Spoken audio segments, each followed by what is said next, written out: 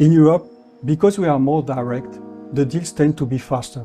The geopolitical arena with what's happening between China and the US, trade wars, China plus one policy.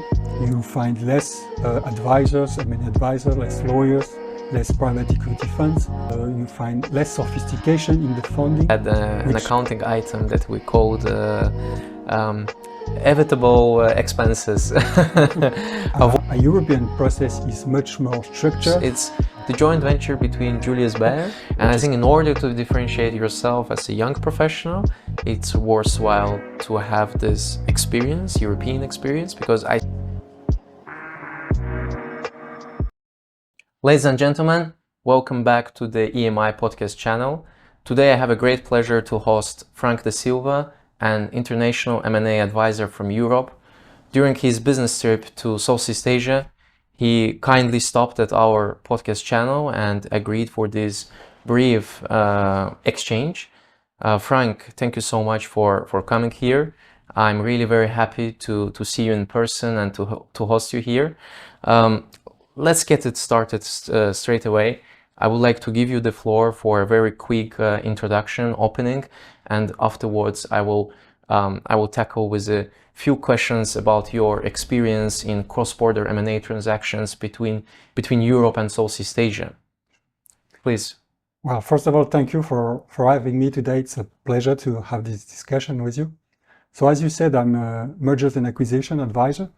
I founded my own company almost 12 years ago now. I have almost 20 years of experience in this field.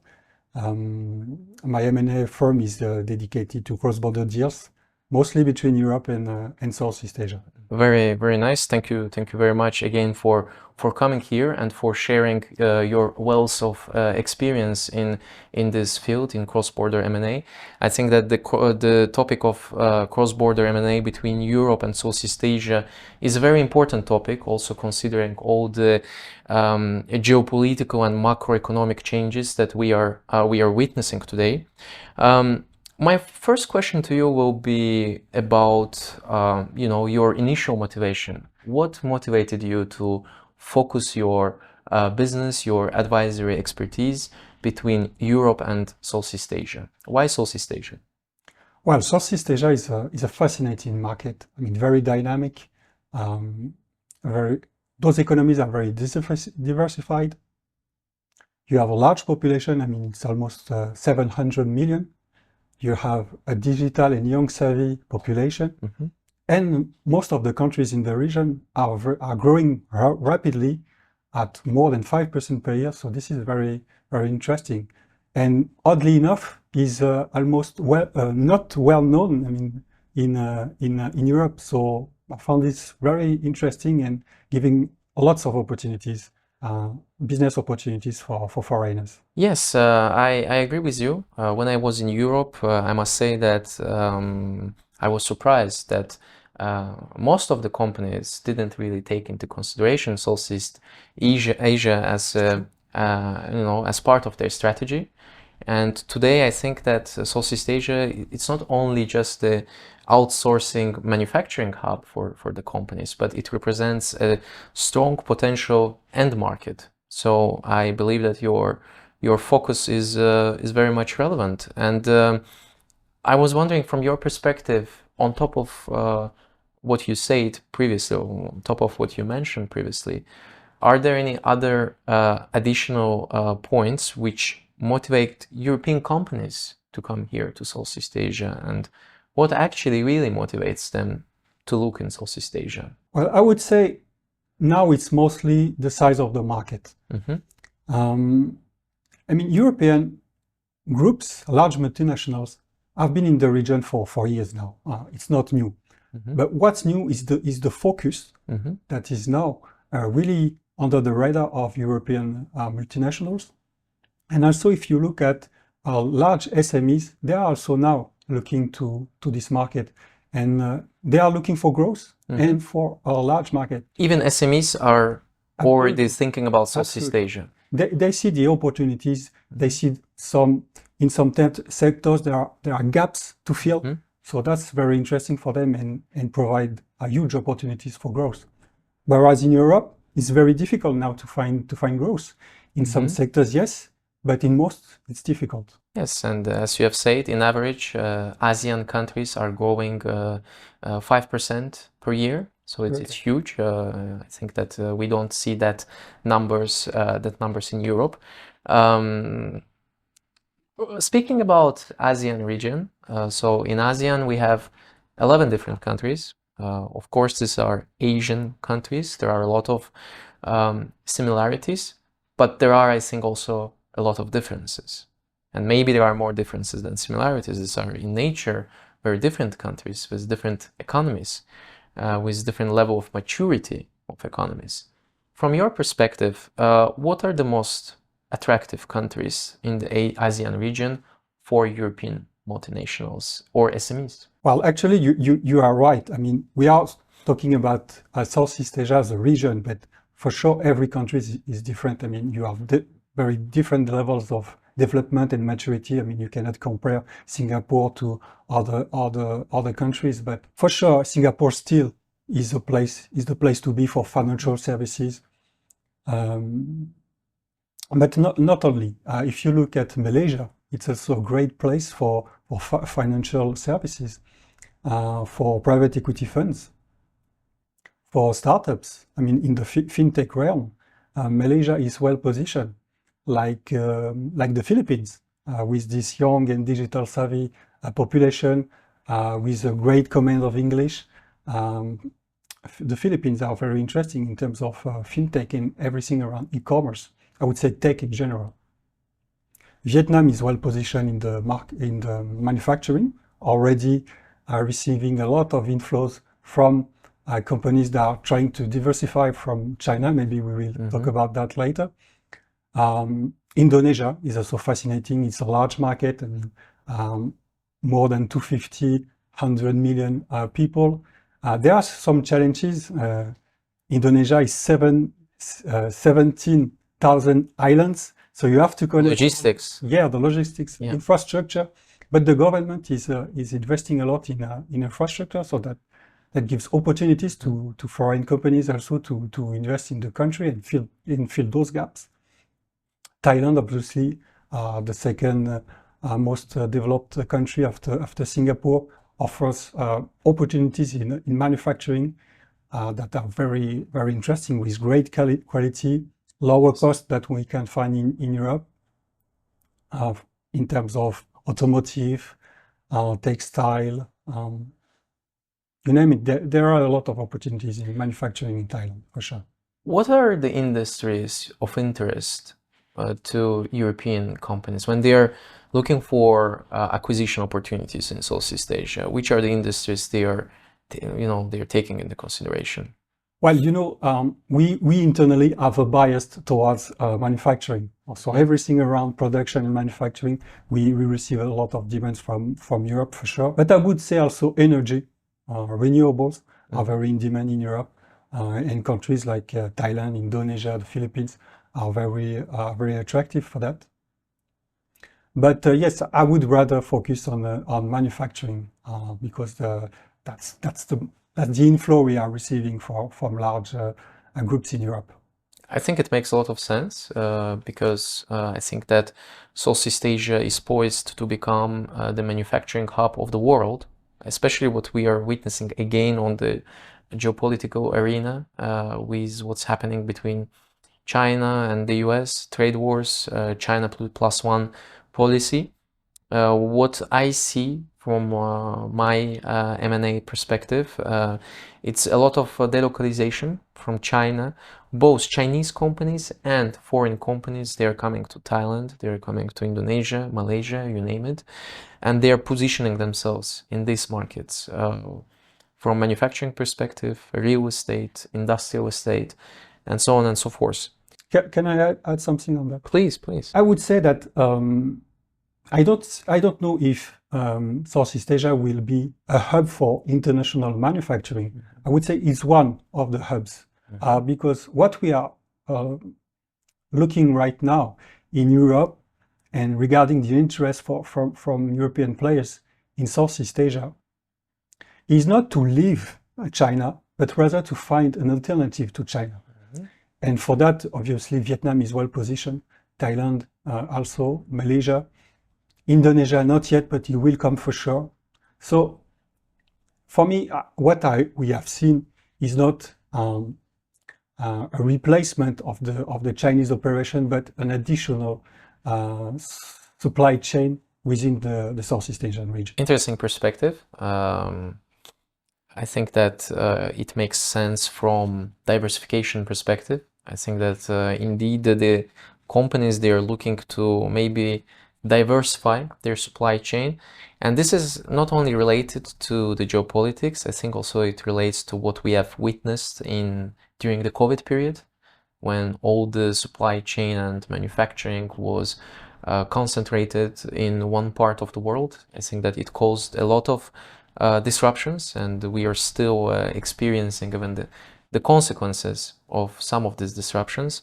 So these companies are diversifying via Southeast Asia. I agree with you.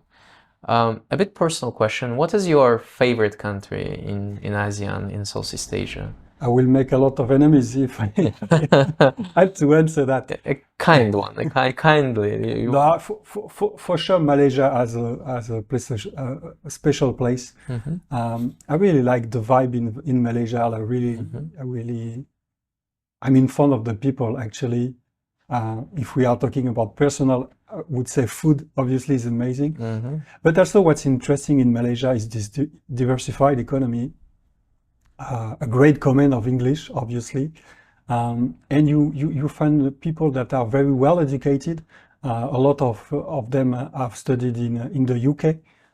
So yeah, it's very interesting with this link with Singapore. It's also interesting to see in the way it's evolving. Johor, right? The city next to Singapore. It's very rapidly developing area in Malaysia. And now they are creating a special economic zone also to promote this region and the link between the two countries, the old brothers. So it's very interesting. And I don't think you will make enemies by sharing your favorite one. Because I think that there is such a friendly vibe in the region. I mean, all the countries are friendly between each other. My favorite one is Bangkok, is Thailand. I mean, that's the reason I'm based here. But Bangkok is a very cosmopolitan city, and we see a lot of Malaysians here, both tourists and business people. And I would say that every time for me it's very it's a heartwarming experience to see the interaction between different Southeast Asian people. There is like a sense of brotherhood, friendship, and support between each other. So there is a friendly competition. Competition is needed, of course, in business, in tourism, maybe from cultural perspective.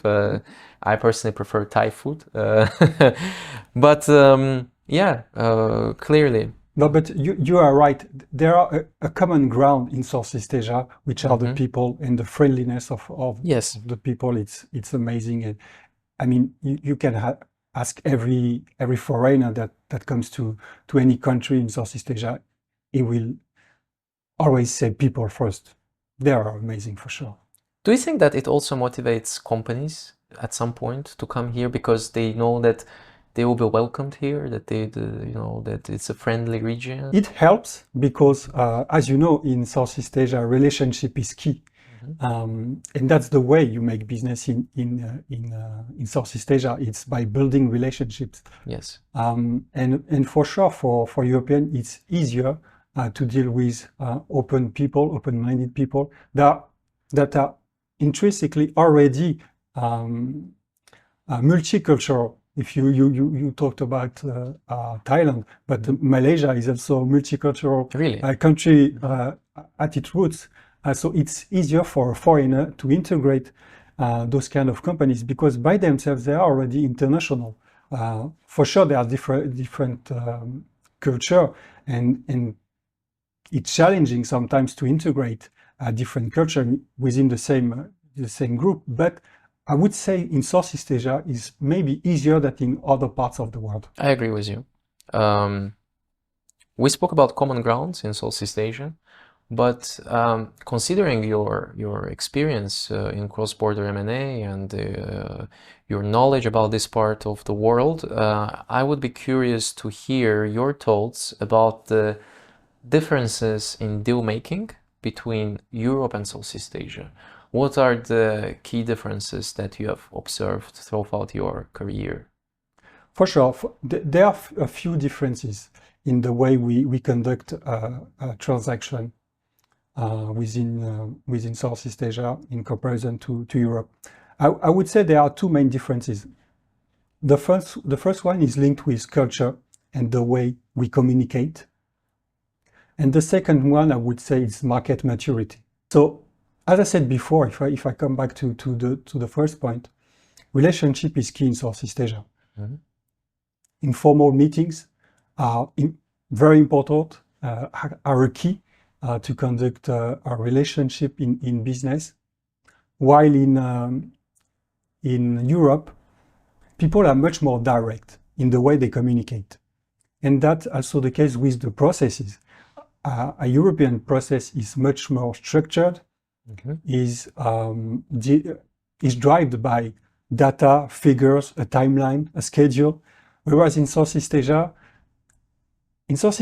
people see the negotiations as a way to build trust.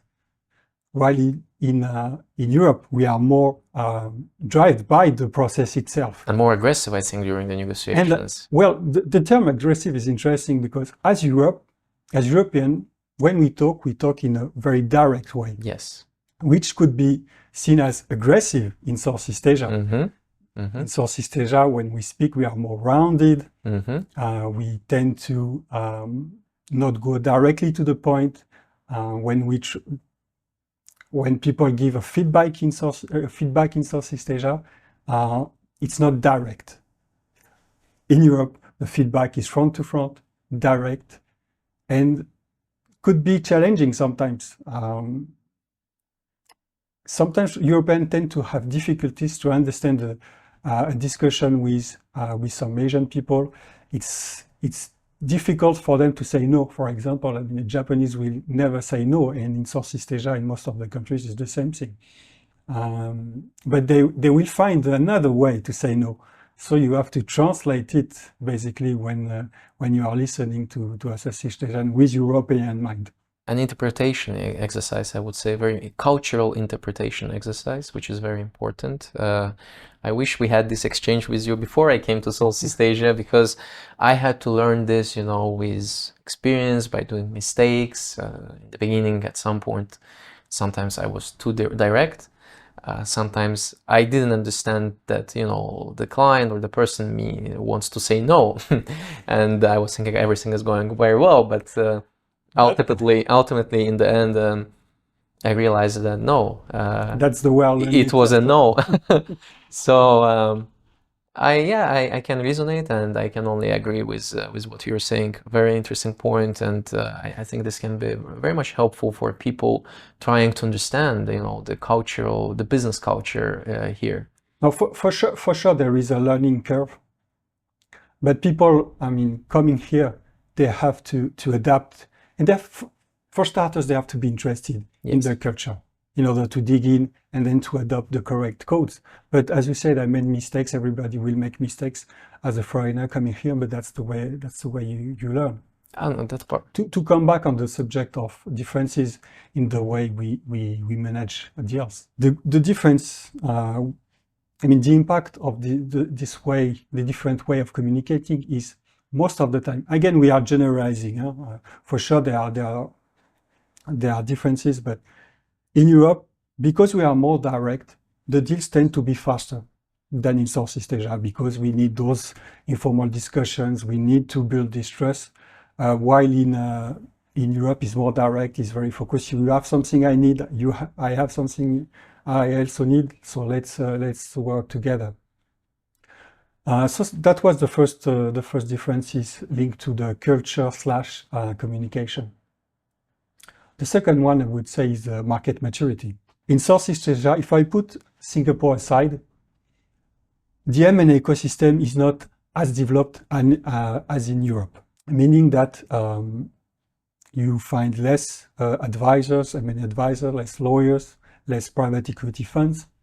Also, you find less sophistication in the funding, which could be more difficult to finance transactions in Southeast Asia in comparison with Europe. But again, in Europe, you can also find these differences in market maturity, for example, between the north of Europe and south of Europe. So this is not specific to Southeast Asia, but this is something to take into consideration when you are a European contemplating an acquisition in Southeast Asia. Clearly, I fully agree with you, Frank, and I have two remarks, maybe even three. First is about the speed of transactions, and I think I've never thought about it before. I think that it makes a lot of sense that because we are more direct, that we are data oriented, structure oriented, and timelines are crucial. In Europe, things can go faster. Actually, my first podcast guest, he mentioned something similar in a very different industries, commodities trading, insurance. So in Europe, we focus on the speed of the transaction, speed of the execution. And for the previously mentioned reasons. The second remark I would like to add is a more technical. I think that in Southeast Asia, particularly in Thailand, so I have this Thailand focused experience, the data, accounting particularly the accounting data, sometimes there are gaps between what we see in the audited financial statements and what we see in the management accounts. And this is crucial really to make to bridge these gaps, to make a reconciliation and to explain to the European counterpart or Western counterpart these differences. And this reconciliation is a very technical exercise. It requires a lot of expertise. You need to get your client's trust in order to get the data and interpret it accordingly. So this is also, I think, the technical aspect, which is very important, because in Europe, basically, we can base 80% of our analysis on audited financial numbers, on management accounts. Here is a bit different. For sure, in Southeast Asia, again, generalizing, but you find less transparency and sophistication in financial reporting than in Europe. But even within Europe, you find differences, again, within the northern part of Europe and the southern part of Europe. So this is not new for you, for an international group from Europe, because he is already confronting with that difference in Europe. But for sure, this is something to take into consideration. Yeah, in Luxembourg, we had an accounting item that we called evitable expenses, avoidable expenses. So these were main items that we used to take into consideration when adjusting the EBITDA. Let's pivot a bit from accounting and financial reporting. I would like to hear your opinion about the importance of joint ventures and partnerships in Southeast Asia.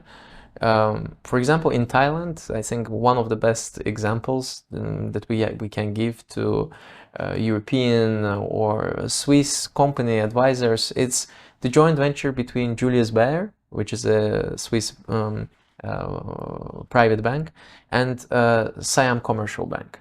So actually, Julius Baer isn't alone here. It's operating in partnership with a local, very strong and reputable Thai bank. How is the situation in Malaysia? I don't know very well Malaysia. So are the joint ventures also very important? They are, but not as much as in Thailand, for sure. And I would say, since we are internally a bit biased towards manufacturing, we don't deal that much with joint venture. I would say Europeans are not very interested in joint venture per se. I would say it's a kind of a plan B or C for them, a joint venture. They much rather prefer to integrate a company, acquire it 100%, instead of having to share, ideas, patents, industrial processes with a JV partner. So that's not the main way of transactions in Europe, at least within our experience in manufacturing. Very interesting observation, Franck. Franck, let me please ask you maybe one last question, a bit less about M&A. Recently I have received different messages, requests on LinkedIn from young European professionals willing to relocate to Southeast Asia. Some of them are in the field of banking, some of them are in M&A advisory, in financial services. And they are attracted, I guess, by the dynamic vibes, dynamic economy, but also a very interesting lifestyle that we have here in Bangkok or in KL, Kuala Lumpur. What would be your advice to these young professionals? Is it a worthwhile experience to relocate here, or is it better to stay in Europe and to build the expertise there? And what would be a perfect stage for a young professional? At which stage should the professional come here? I would say if you are interested in the region, why would you wait? I mean, if the drive is here, there's no shortage of opportunities in Southeast Asia, so why the wait? You will learn here as much as in Europe, even more. There are many opportunities, very diversified opportunity. There is a dynamism that you cannot find anymore in Europe. So why waiting? I'm sure that you will say, let's wait a bit, start your career in Europe and then come back, because we discussed it already. But why wait? My personal perspective, also as someone who relocated here quite recently, I've been here for a year. As you say, it's a dynamic region, but there is also around 700 million, right, of people in Southeast Asia. So there is also a lot of competition, and there is a lot of people, willing to work, willing to bring something on the table.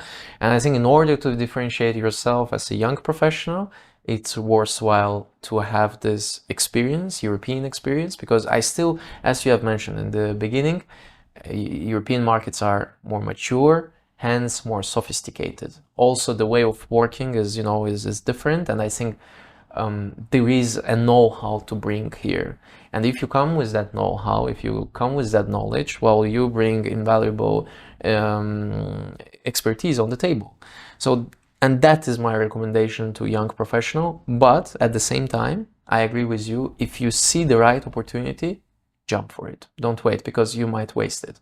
So it's also about timing the opportunity, right? You see the opportunity, jump on it. Thank you so much, Franck. I think it was a very interesting exchange. Thank you so much for coming here.